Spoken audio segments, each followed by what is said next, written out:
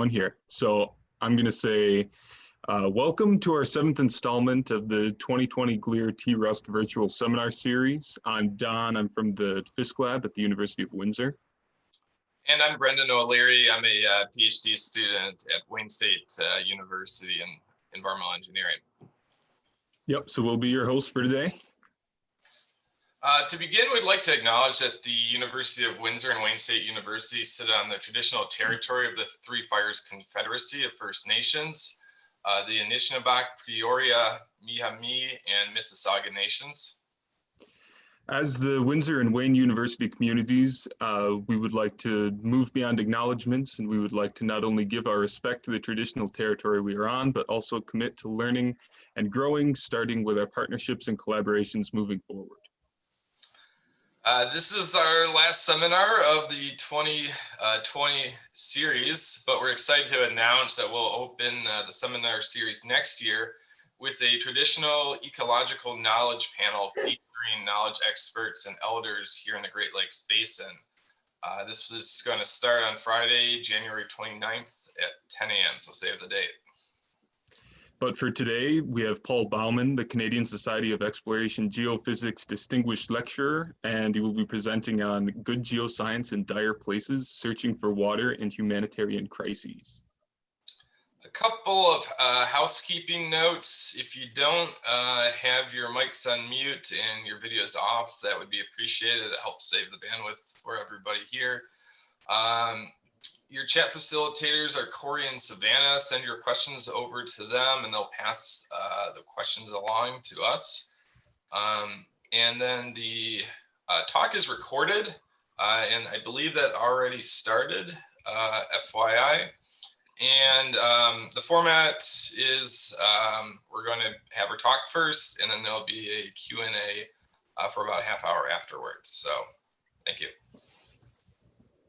So Paul has a bachelor's in geological engineering from Princeton and an MSc in earth sciences from the University of Waterloo. So for 31 years, he has been the founding director of the Near Surface Geophysics Group at Advisian in Calgary. He and his group have carried out projects in water exploration, contaminant mapping, archaeology, and engineering geophysics on all 7 continents. Some of their work has appeared in documentaries and network series on NOVA, National Geographic, the History Channel, and the Discovery Network. So with that, I'd like to say thanks to Paul for being here, and I'm going to pass this along to him. Great.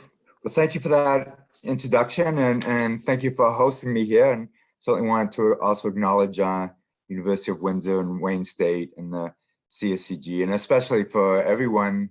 And yeah, it looks like actually a good crowd. Everyone for sitting in on this talk. I know at this point everyone's had way too much Zoom, so I certainly hope to make this worth everyone's while. We're going to start this talk at the beginning of my interest in hydrogeology and geophysics, and that goes back to 1979. I had finished my 3rd year at Princeton University in geological engineering, and at that point I knew I wanted to continue in the earth sciences, but I didn't know exactly what aspect of the earth sciences. And I took a year off, and even then, before internet and email, I was able to line up a number of internships in the Sinai Peninsula, that triangle of land between Israel and Egypt. And for several months in the winter of 1980, I was carrying out a geological mapping project in the Sinai Desert in the metamorphic terrain. What I found most interesting, most fascinating about that project was not the metamorphic petrology or the tectonics, but in fact, it was the Bedouins, the nomads living in the desert, and their seemingly uncanny ability to identify with surefire certainty where to dig their water wells. And of course, these Bedouins, they didn't have geological engineering degrees from Princeton. They didn't have any formal education of any sort. And it was only after many campfires and many cups of far too sweet tea, I understood that what they were using was their traditional knowledge and their observational powers in the desert. So for instance, they would recognize that certain colors of intrusives, for instance, the black intrusives, were were less weathered, were more impermeable, and essentially acted as underground dams, while other intrusives were more weathered and could be easily dug into. And looking at the sides of the wadis, the lagas, they could identify where the alluvium, for instance, was significantly deeper and dig down. And I mentioned this to one of the geologists in the mapping group, and at the end of the project, he gave me a compendium of papers, and one of those papers was from the Israeli Geological Survey, and they'd carried out a geophysical program trying to mimic this this traditional knowledge of the Bedouins using seismic refraction and electrical resistivity, and this really enticed me, and I knew I would never be a Bedouin, I'd never be a shaman, but since then I've largely made my career of using these non-intrusive methods for groundwater mapping. That's taken me to a lot of interesting places in the world, a lot of quite dramatic landscapes, and a few of those, in fact, places I'd never heard of till I knew I was going there. Although some of those people far more famous than myself have been, and that's where we're going to start at one of those locations, at the Kakuma refugee camp, where both Angelina Jolie and Reese Witherspoon have spent a lot of time. But in fact, of the three of us, only two of us have actually made a movie at the Kakuma refugee camp, and that's Reese Witherspoon. Of course, she had her 2014 Hollywood movie, The Good Lie. I highly recommend it. And in 2016, a short documentary was made of the water project, about which I'll be speaking, called Finding Water. But we'll also mention Angelina Jolie a little bit later in the talk. The Kakuma camp was established in 1991, 1992 for the lost boys of South Sudan. And these were largely boys between the ages of 6 and 16, about 30 to 40,000, mostly young men and a few young girls, that spent 1, 2, even 3 years wandering across the deserts deserts, jungles, wetlands of what was then southern Sudan, eventually reaching Ethiopia, and then fleeing refugee camps and civil war in Ethiopia to come to the border of northern Kenya, where the UN, United Nations High Commissioner of Refugees, UNHCR, trucked those young people 100 kilometers into the middle of desert to what was essentially the middle of nowhere. In fact, that is one of the Turkana language translations of Kakuma, nowhere. The first part of the camp was called Kakuma 1, and then over the years, as the camp expanded, Kakuma 2, Kakuma 3, and Kakuma 4 is the most recent addition. Today, there are about 200,000 refugees in the Kakuma. Worldwide, there are about 80 million refugees, twice the population of Canada. And most of these refugees, they're not in Canada, they're not in the United States, they're not in Switzerland. They're fleeing marginal countries, fleeing political upheavals, climate change, rising sea levels, and war, and essentially leaving these marginalized countries and walking to nearby countries. So in fact, most of the refugees in the world are in arid or semi-arid countries that are only marginally better off than the places these refugees fled from. So for instance, in Kenya, there's over 500,000 refugees. Kenya is the country that hosts the 5th largest number of refugees in the world. In the Kakuma camp, the population, they're actually from 20 different countries. About 60% of them are from what's now South Sudan, the world's newest country. Another 20% fleeing famine, drought, civil war in Somalia, and the remaining 20% are fleeing political strife, upheaval, genocide from Rwanda, Burundi, Uganda, Yemen, Eritrea, Ethiopia, and other countries. So the camp itself, the geological setting is on this basin, the Lodokipi Basin. It's this sediment-filled basin that's surrounded, as you can see here, by volcanics. The sediment, of course, is a mix of sand, gravel, and clays, as well as other salts from evaporites, paleoevaporites from the inland lakes that would develop in the Rift Valley. On the left, we see a simplified geological map of Kenya. And you'll see that peach lineament going from south to north, and that's the east arm of the East African Rift Valley. And Kakuma is at the northern extent of that, but you can see it's at the southern end of a blue semicircle. That's the Lodokipi Basin, this infilled, sediment-filled basin, salts, clay, sands, and gravels. Because it's at the southern end of the basin, the sediment thickness varies from just a few meters to many tens of meters. From 1992 to 2016, all the water was provided by groundwater, and all of those wells drilled by UNHCR were drilled into weathered volcanics beneath sediment. When we carried out our water exploration project in 2016, at that point in time, there were 12 wells supplying the entire camp. All of those wells had variable flows of water from small to moderate, with a few reasonably well producing wells, but all of those wells produced high to extremely high concentrations of dissolved fluoride in the groundwater.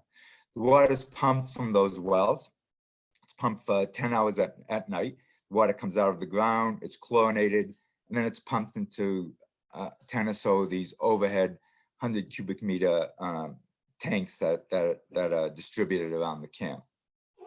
On the following day, for a few hours in the afternoon and a few hours in the morning, water is distributed to hundreds of tap stands surrounding the camp.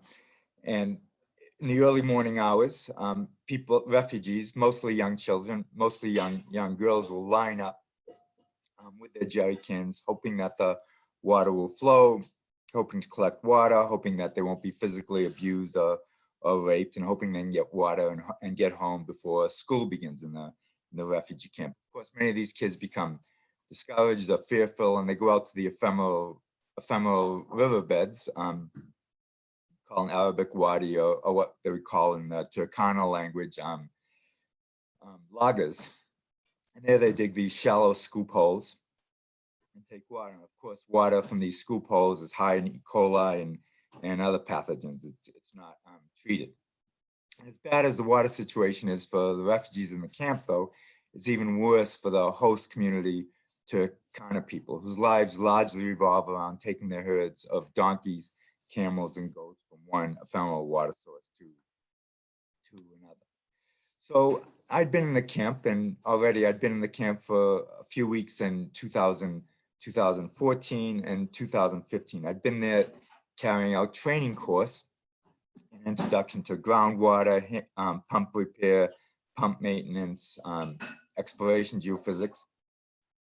And I'd done this each of those years. I'd taught this course to a cohort of 30 refugees and host community Turkana. And during my time in the camp, I was able to see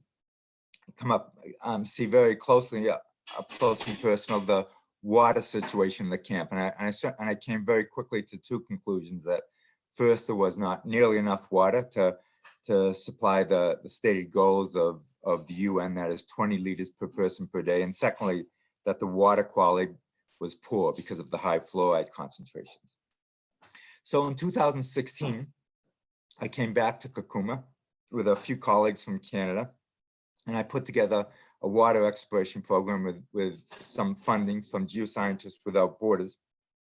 And the hope was to expand the water supply to the camp and improve the water quality. And again, we staffed this program with refugees and host community Turkana people from the courses of the previous years, 2014, 2015. I'm going to introduce you to just a few of the refugees in Turkana that were in the course, to give you an idea of who these people are. This first one is Loki Lowy, and she was and is a teacher at the Angelina Jolie Primary School. And this is a school that Angelina Jolie established, a boarding school for young girls as an alternative to early childhood marriage and and a life without any education. And Loki, like all the students in the class, spoke at least 3 languages. She spoke Turkana, English, and Swahili.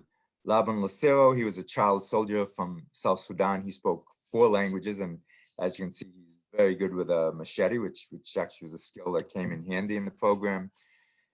And Junior Kayembe, he was 3 years into a geology degree in the Congo when he fled civil war and political upheavals there, and came largely by hitchhiking and walking to the Kakuma refugee camp over 1,000 kilometers away. He's since received resettlement in North Carolina, where he's working as a translator. He spoke at least 5 languages. So our strategy was fairly simple.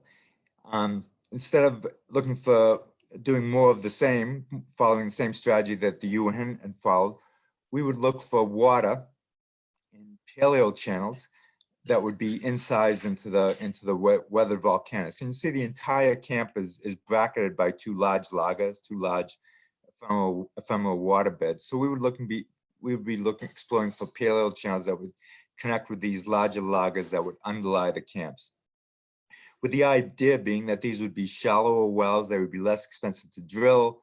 They would have higher hydraulic conductivities, being sand and gravels.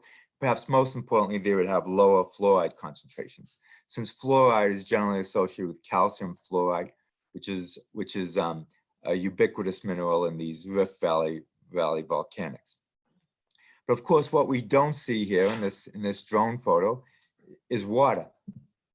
But I knew from being in the camp that, having been in the camp in earlier years, that in the fall for a week or 2, in the spring in a week or 2, typically you'll get rains, if not in Kakuma, at least up gradient in the watershed of the lagers in Uganda. And you can see on the hydrographs on the left that when you get a number of persistent days of rain, as you can see in the top, you'll start to get water accumulation in the lagers, or even flash floods, as you see in the photograph. And then I could also see from the limited hydrograph data that was available from the water wells, that the water wells at the camp that were screened in the weathered volcanics respond immediately to accumulations of water in the lagers. So I hope that if we could find these paleo channels, that then these incised sands and gravels would also respond immediately, would also be recharged and saturated from the flash floods that occurred in the rains. So tactically, what we used were 2 different geophysical methods. First, we used seismic refraction. We collected 8 kilometers of seismic. And P-wave seismic refraction essentially measures the velocity of the subsurface. One generalization you can make pretty much anywhere in the world is that rock has a high compressional wave velocity, that sound travels quickly in rock and sound travels very slowly in overburden materials. So from the seismic refraction, we would get a velocity map of the subsurface, and from that we could identify the depth to rock, and therefore where the overburden was thinner and where the overburden was thicker. And then we would use the technique of 2D resistivity to determine whether the overburden was very low resistivity, that is electrically conductive, and therefore high in clay and silts, or high in salt water, saturated sands and gravels, or whether it was resistive, that is high in freshwater saturated sands and gravel.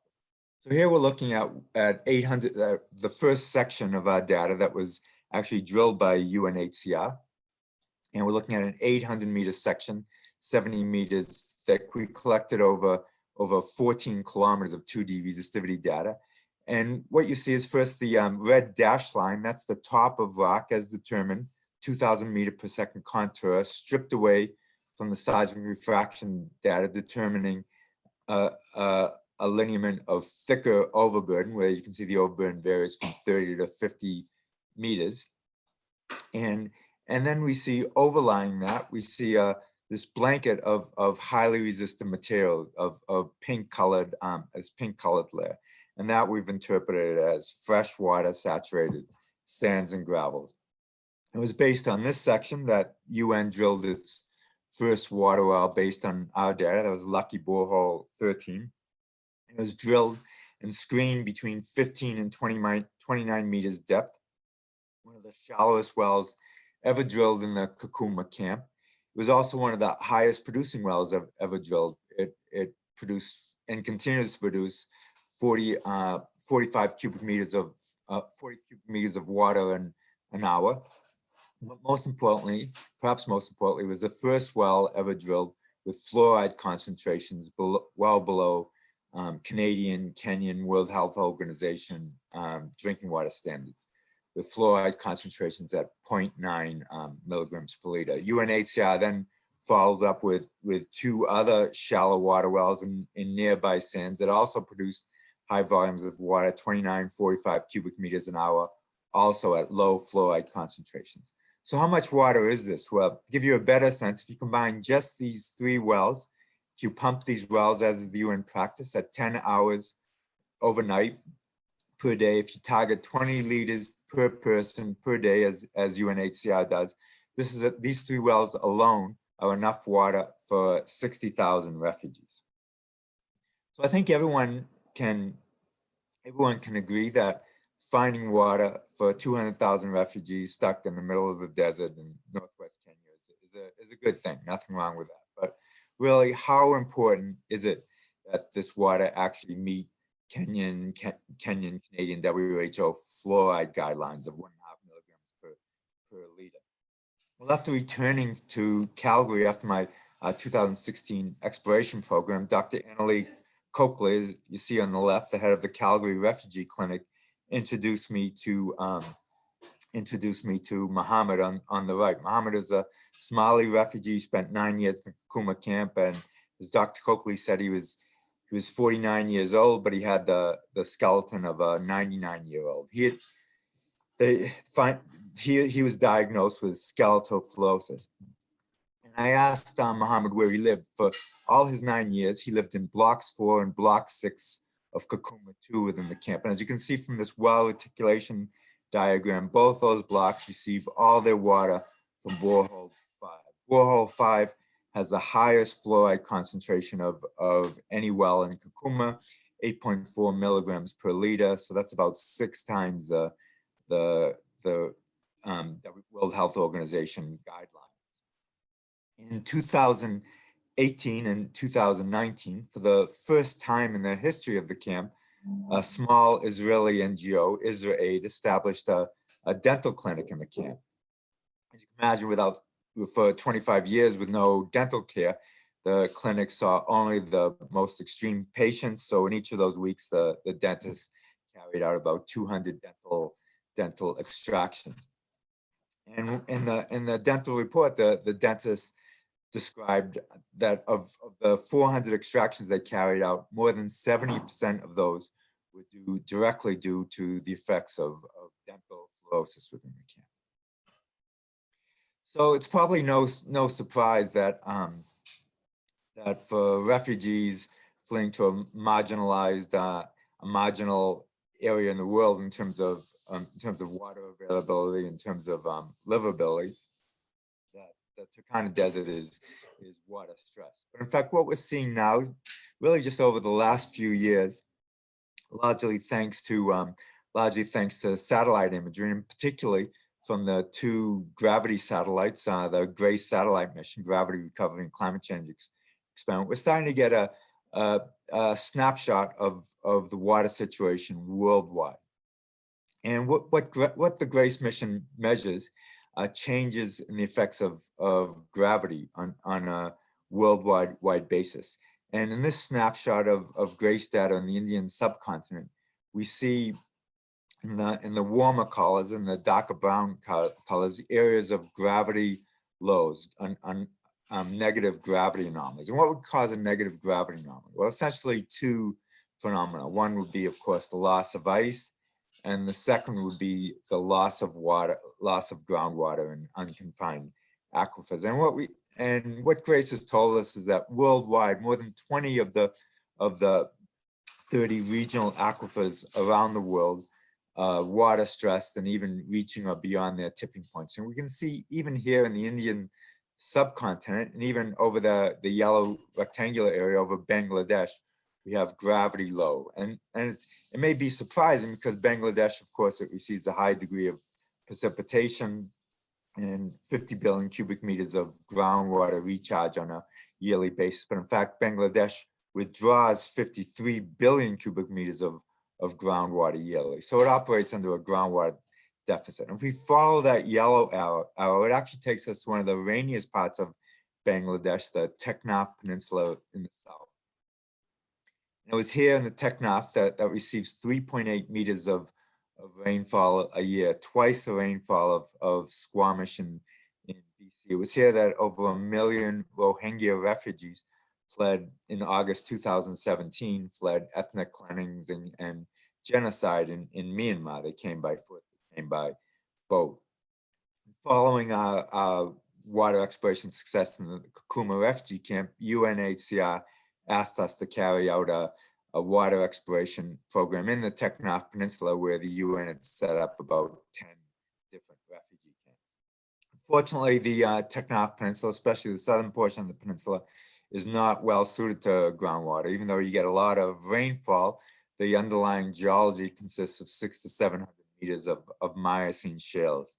But nevertheless, we were in fact able to identify a number of these incised sandstone units within the Miocene shales, and wells were sunk, and they produce 4 to 8 cubic meters of water. This is a significant amount of water, but it's not nearly enough water for a refugee influx on this order of a million people. At the same time that we were doing this deeper water exploration, there was a very chaotic, uncoordinated response from probably in the order of 100 NGOs, religious organizations, other UN agencies, targeting very shallow aquifers, generally in the top 10 meters, even in the top 5 meters, with these small suction-driven hand pumps that are quite efficient at withdrawing water. That can be withdrawn under atmospheric pressure. So always less than 10 meters and always less than 5 meters. And in fact, these 80 organizations were putting in about 1,000 a month, beginning 1,000 of these wells a month, beginning in August 2017. And they were putting them in without any regard to the local geology, or as you can see in this photograph, even without any regard to where other wells already existed. So by the time the next dry season rolled around, these what at that point were over 3,000 wells all went dry. Another problem with these shallow wells is in the chaotic fashion in which they were installed, is that they were placed without any regard to both point and non-point sources of overland contamination. So for instance, latrines, shower areas of open defecation, with the result being that very quickly in the rainy season of 2017, cholera epidemics broke out through all the camps in the Teknaf Peninsula. So I actually came away from this Bangladesh humanitarian response quite discouraged.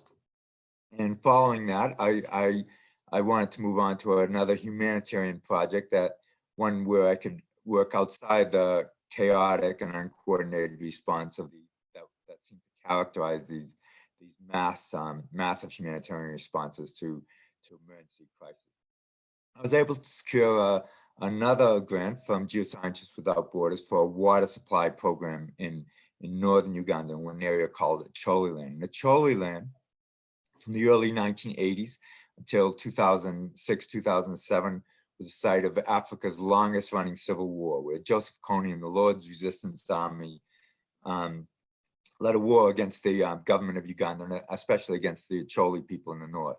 And during this war, the government of Uganda, led by Museveni, the president, pulled the 2 million people off the land and put them into what they call protected camps, but were essentially concentration camps, as you can see here. And of course, because this is actually relatively recent, you can even view these camps on Google Earth as an image from 2006. And these camps were incredibly crowded. They had the highest mortality rates in the world, over 1,000 people a week dying. They suffered from Ebola, AIDS, dengue, malaria, cholera, many other diseases. By 2006, 2007, the war began to wind down. Acholi people began abandoning the camps and returning to their villages. At this point, of course, they were largely impoverished, and they had to both rebuild their gardens, rebuild their homes, and rebuild their water supplies. And of course, at this point as well, families largely consisted of young children and older women, as many of the young men had been recruited as child soldiers into Kony's army or taken as child soldiers into the Uganda Defense Forces army. So what do we know about the geology of Uganda? Well, even though it's quite close to the Kakuma camp, we've only moved 300 kilometers to the west, southwest. In fact, we're in a completely different geological environment. Kakuma is in the east arm of the East African Rift Valley, but now we've come out of the Rift Valley and we've moved onto the African crystalline basement. So this is very analogous to the Canadian Shield. The crystalline basement covers about 40% of Africa, and it's home to about half of the population. You can see in the geological map, in fact, the crystalline basement covers most of Uganda. And where do you find water in this type of terrain? Well, I had a pretty good idea because in 1999 and 2000, I had, along with a colleague, Dr. Richard Keller, we carried out a water exploration program for the German Development Bank, where we had sited 450 water wells in southeast Malawi in the Mangochi district. And we went into that project not set on any one particular geophysical method. But the first thing we did was identify 20 water wells that had a long history of good production, but they were no longer operating because of mechanical problems in the hand pumps. And we pulled the hand pumps, we paired the hand pumps. While those pumps were out of the hold, we took advantage of the PVC casing and we carried out logging, borehole geophysical logging with different sondes, trying to identify what physical property identified the water producing zones and distinguish those water producing zones from everything else. And in these crystalline basement areas where you get water is in the weathered crystalline basement, in what's called saprolite. And saprolite, it looks like rock, it feels like rock, it's hard like rock, it has all the texture of, say, a abandoned gneiss or a schist or a diorite. But in fact, all the soluble minerals have been dissolved by millions of years of chemical weathering, leaving saturated in the more rainy parts of Africa, of these crystalline basement areas, leaving saturated rock, leaving good aquifers. And of course, we don't have these in Canada because any extensive areas of weathering would have been stripped away by the glaciers.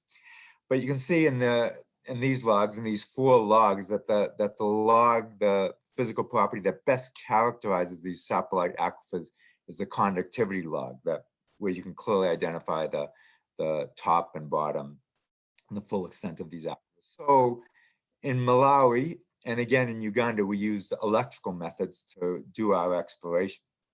And in particular, we used 2D resistivity in Uganda.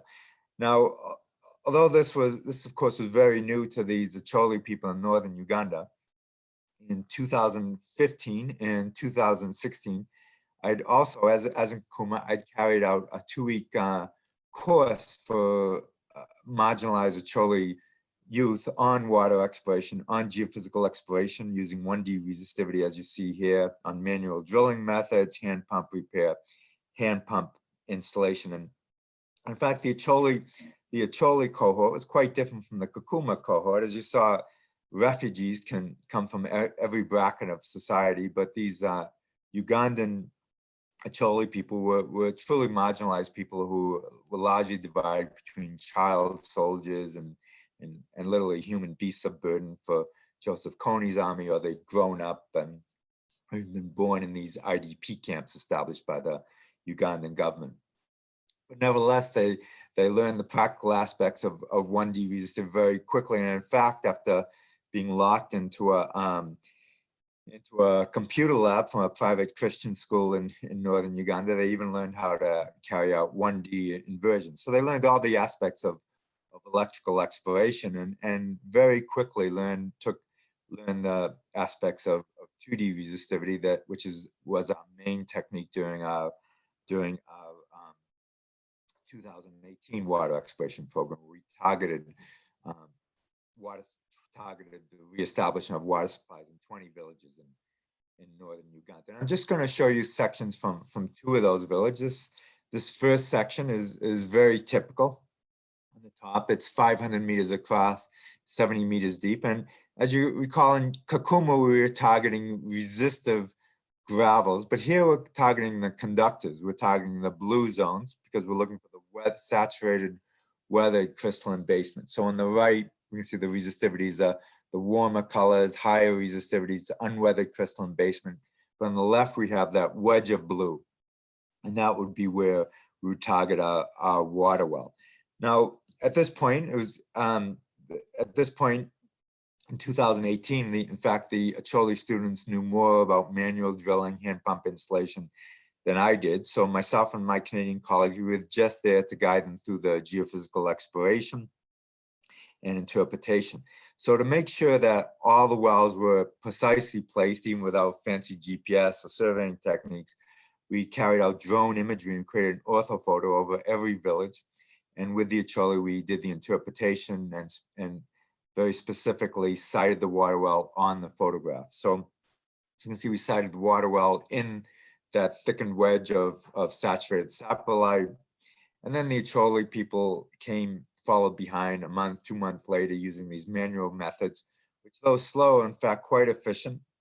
They could drill through 20, 30 meters of crystalline basement in 2 or 3 days with all the technical aspects of a rotary mud rig. I'll show you one more section. This is again a 500-meter section looking 70 meters thick. It's in the Amoro district. And you can see the top layer is this thick resistor. That's indicative of this sort of brick red laterite, these baked clays that cover, sun-baked clays that cover much of Africa. But you also see that by chance, this section is bisected by a vertical resistor. That's an impermeable dike, and in a fashion directly analogous to what we saw the Bedouins would look for in the Sinai Desert. That impermeable dike essentially acts as an underground dam, where upgrading from the dike, the water table is higher, the saprolite, the weathered crystalline rock, is saturated. The resistivities would be lower, so tending towards the green and blue colors, and downgrading, the water table would be lower, the saprolite would be unsaturated, and the resistivities would be higher, tending towards the yellow and red colors. And again, the Acholi students would follow behind, drill the wells, install casing, put in a downhole cylinder for the pump, and that cylinder would push water up through the rising main that you see being installed here. Before we put the actual pump head in, we would sample the water. We do some basic field water quality analysis, as well as take samples for more detailed laboratory analysis back in Canada to be certain that the water was potable, the water was safe. Then a new hand pump is established, and also very importantly, a cement apron is established that draws the excess water away and make sure that these hand pump locations do not become epicenters for malaria, for Zika, for dengue, for other mosquito-borne diseases. And certainly it's fantastic that we successfully sited wells in 20 villages, but perhaps more importantly, there's a very important element of knowledge transfer to these Acholi students, who again, most of whom had already been through 2 rounds, through 2 sessions of training on drilling methods, on geophysical exploration, hand pump exploration. In fact, most of these students are now running their own small entrepreneurial companies, doing water exploration, drilling wells. And not only are they doing this in northern Uganda, but they've actually been able to secure contracts with the UN and other NGOs doing water supply work and IDP camps and internally displaced persons camps in South Sudan, Rwanda, and even the Ebola camps in the Democratic Republic of Congo. And a few of these students have even gone on to university. The woman in the forefront with the pipe wrench, Joan Sabunga, she just completed a fully funded master's in water resource development and water and sanitation at Cranfield University in England. So from working in northern Uganda, and especially from having spent time in the Kakuma camp, I'd met many refugees from South Sudan. Of course, I'd heard many of the stories of violence and genocide and the difficulties that people, refugees from South Sudan were facing during the civil war that spanned from 2013 until actually February of this year.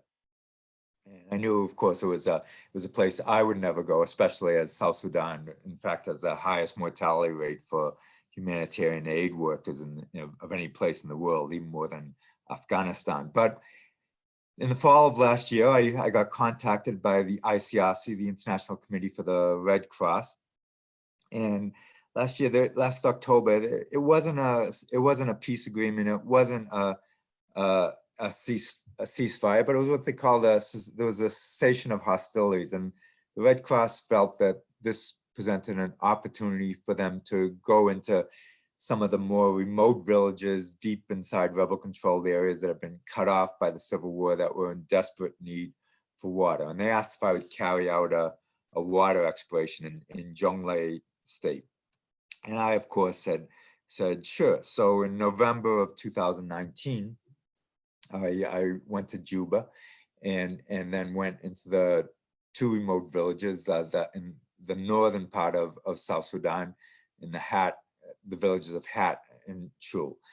And what we see in this simplified geological map is that the southern part of South Sudan, that taupe-colored band, is simply a continuation of that African crystalline basement north from Uganda, north from Democratic Republic of Congo. But then you get into that broad yellow area. And that very extensive area is this wetland called the Sud. It's this area of infilled sediments, tertiary and quaternary sediments of indefinite thickness, but certainly an unknown thickness, certainly hundreds of meters, covering this vast swampland. That's the largest actually wetland in the world. It's larger than all of Nova Scotia. And it was particularly wet that year, that is fall of 2019, because the Sud was receiving unprecedented rains and suffering from unprecedented flooding. From Juba to reach these small villages of Hat and Chul was a 3-hour helicopter ride over the Sud, and of course I was in there with a couple support people from the Red Cross and about 1,000 kilos, 800 kilos of equipment, as well as food and water to supply myself and my colleagues through the campaign. And something I found quite, I guess I'd say, darkly humorous about a month or so later when I returned from this program was I received a number of emails from colleagues who were at the American Geophysical Union conference in San Francisco, and I also saw this trending article in the BBC News. And what my colleagues were letting me know when I saw in this article was that at the AGU conferences, until then, unexplained small increases in methane in the atmosphere had been traced to this massive flooding, this unprecedented flooding that was going on in South Sudan. I found this darkly humorous because for me, this was not a news story. The real and the unreported news story was the flooding, was the resulting famine, was the extensive human suffering that was in fact being superimposed on top of this civil war that had been raging since 2013. So this is what one of the typical 20 or so villages that we target in this water exploration program looks like. And again, as in Uganda, over every village, I carried out drone imagery to be certain that wells would be drilled in the proper location. And what you probably notice in this photograph, you might find surprising, is in fact, there's a lot of water.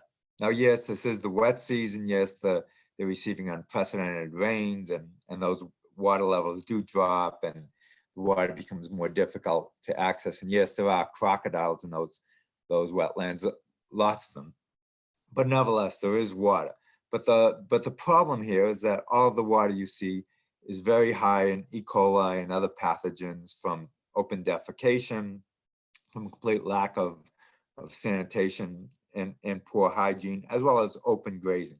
So really the only safe, sustainable means of extracting water, consuming water is groundwater.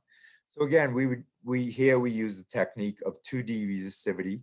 And as in Kakuma, what we're looking for, those pink zones, those resistive gravels, incised into these indeterminate thicknesses of silts and clays that extend over these wetlands, although we don't know if they actually do exist.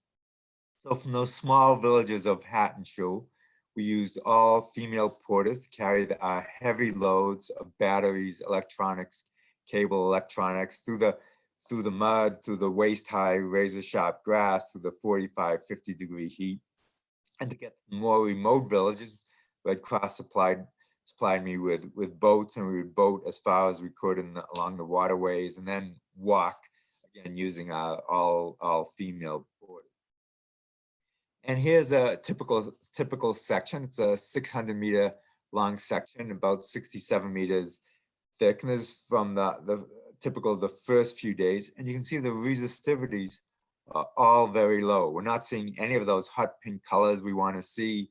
It's all blue and green, indicative of clay and silt, top to bottom, left to right. But as we carried on in our program, collecting more and more data, we started to see some of these more resistive sands and gravels. And these are going to serve as good targets for Red Cross when they carry out their water drilling campaign following the end of the pandemic. And they're shallow enough that these wells can also be drilled with shallow manual methods, or even some of these are shallow enough that they can be dug with hand digging methods and then completed in a manner that will keep these water supplies safe from shallow contamination. After completion of the program in Jonglei State, I remember I completed it late Friday afternoon. I flew into Juba on Bell 412 after 3 weeks in the bush in the Jonglei swamps.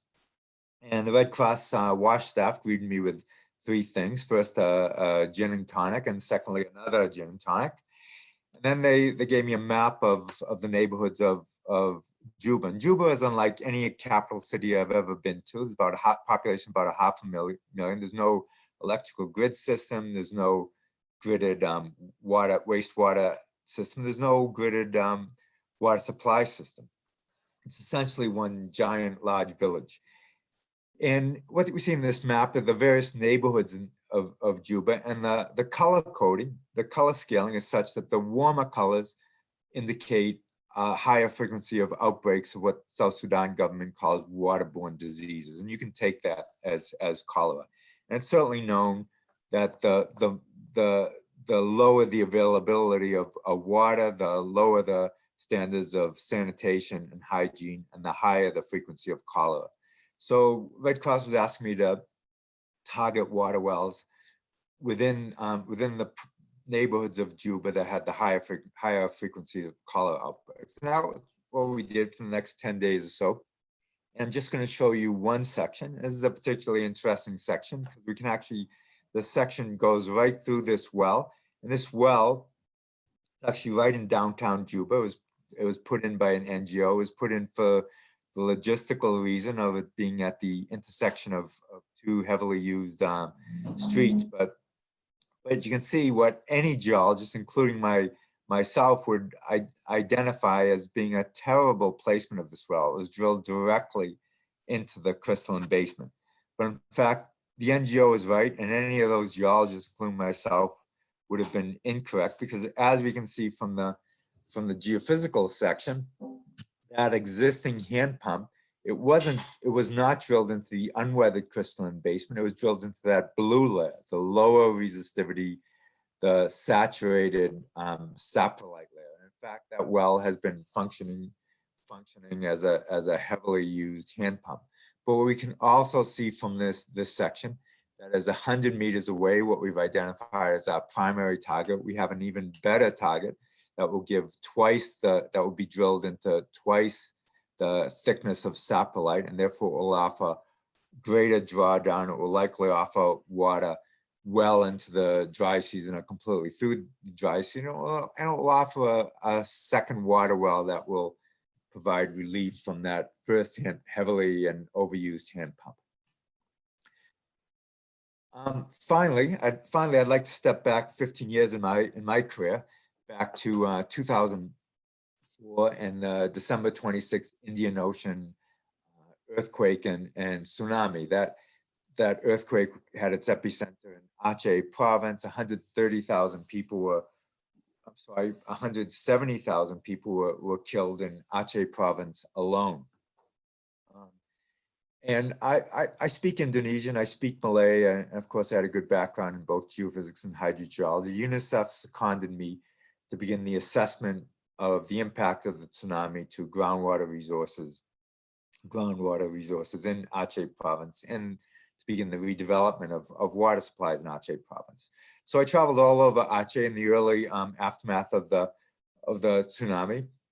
And I did a lot of aerial photography, and of course this is more than 10 years before the availability of drones. So I built my own radio controlled contraption where I flew a camera from a kite. And this photograph, very cool photograph. What we're looking at is a coal barge that was being pulled by a tugboat from southern Sumatra to Singapore. It was captured by the tsunami wave and lifted and carried 2 kilometers and dropped right in the middle of the coastal highway. But why I took this photograph was not because of the coal barge and the tugboat. It's because of the cliff behind. This was one of the first locations that was visited by the US Geological Survey in the aftermath of the tsunami. And they came here because they wanted to identify the height of the tsunami wave. And that cliff was denuded to a height of 31 meters, over 100 feet. So as you can imagine, the tsunami wave completely inundated the coast.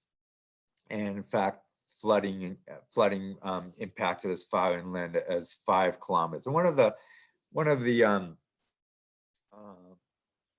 the pieces of action I saw, all humanitarian action, and the massive and again uncoordinated response, humanitarian response I saw following the tsunami, were hundreds of NGOs, aid organizations, UN organizations, religious organizations descending upon many of the 200,000 plus shallow hand-dug water wells in Aceh, descending upon these wells with hand pumps, and especially, mechanical pumps, gas-powered mechanical pumps, pumping the water from the salt water from these wells, further drawing in the saltwater intrusion front, discharging the salt water onto the landscape, and then continuing to draw that salt water into these wells until often these wells would collapse.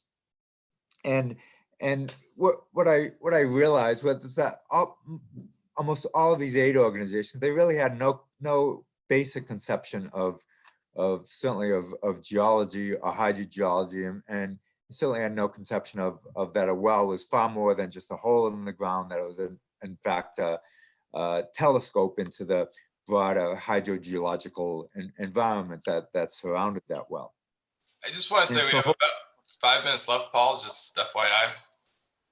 Yeah, I'm just about done here. So hopefully what you see and what you've gathered from this talk is that all of these humanitarian responses require big influxes of money, logistics, and financial aid. But the one thing that they're very often missing is science, and especially geoscience. And hopefully something that you're getting out of your education is some of the skills that you can use in addressing humanitarian crises now and in the future. And yeah, with that, I'm certainly open to any questions that you may have.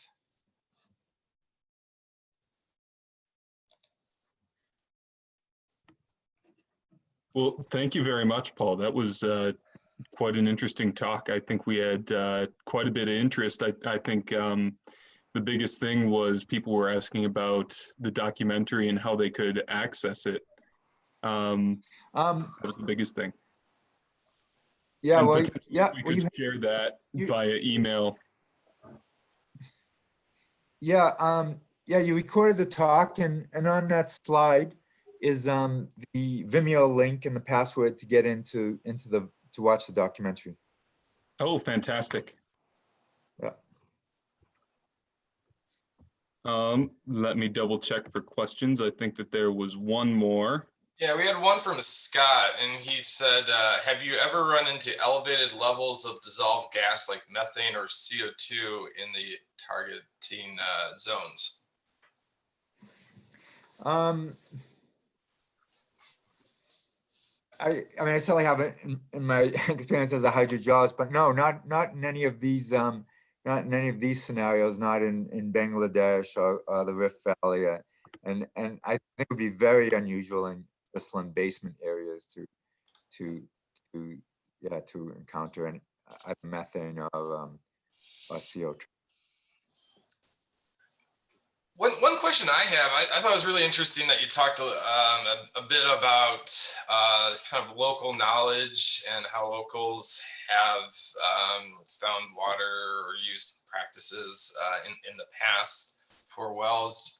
Do you use this in developing kind of your conceptual model for where you need to drill, and how do you use this? Could you expand a little bit on that? Yeah, I don't no, not necessarily, but certainly before almost any water program, especially regional water program, and especially one where there is some upfront time to assess the state of the situation. Yeah, I'll always do a well inventory that is identify what water wells exist and gather as much information as I can from those wells. So where are those wells? What depth of those wells? How are they constructed? How long have they produced? You know, some basic water quality information. Do the wells run dry? Are they saline or not saline? The taste of the water, and so yeah, I'll always take advantage of whatever existing traditional knowledge might exist. But usually when I'm carrying out a water program there, I'm there because the existing methods of the existing groundwater water resources aren't sufficient to supply the local population or the local refugee community. Well, fantastic. I think we're running out of time here. Sorry to cut off questions, but I know I absolutely enjoyed that talk. Thank you for coming. I really appreciate it. And thank you to everyone who attended. Yes, thank you very much. And Paul, would you be willing, if people have additional questions, for them to send you an email? Yes, absolutely. Yeah. Yeah. You have my email. That's right. So, yeah. So for sure, I'm totally great. open to it. Tell everybody to shoot you an email if they have any additional questions. And we really appreciate your time and your talk today. Thank you. Okay. Well, thank you, Brendan. Thank you, Don. Yeah. And if you could send me the video link, that would be great for me. And again, the movie that was made of a 2016 documentary, the Vimeo link and the password are on the I think it's the third slide of the talk. Fantastic. Well, thank you so much. Okay, good. Well, thank you. All right. Great. Bye-bye. See ya. Thank you. Yep.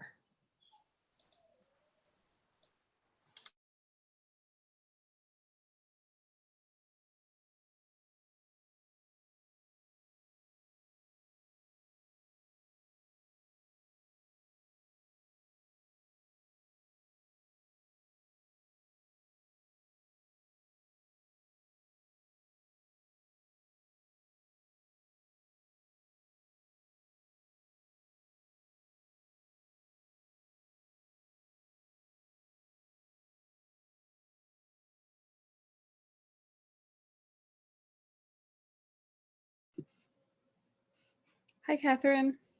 Hi. Oh, hi. Can you hear me? Yeah, I can hear you. Okay. Sorry, That was one good. second. Yeah, that was great. So for anyone sticking back, we're just going to talk about the comms. We might just need to wait for the rest of the room to clear. I'm not sure. Oh, let me stop the recording.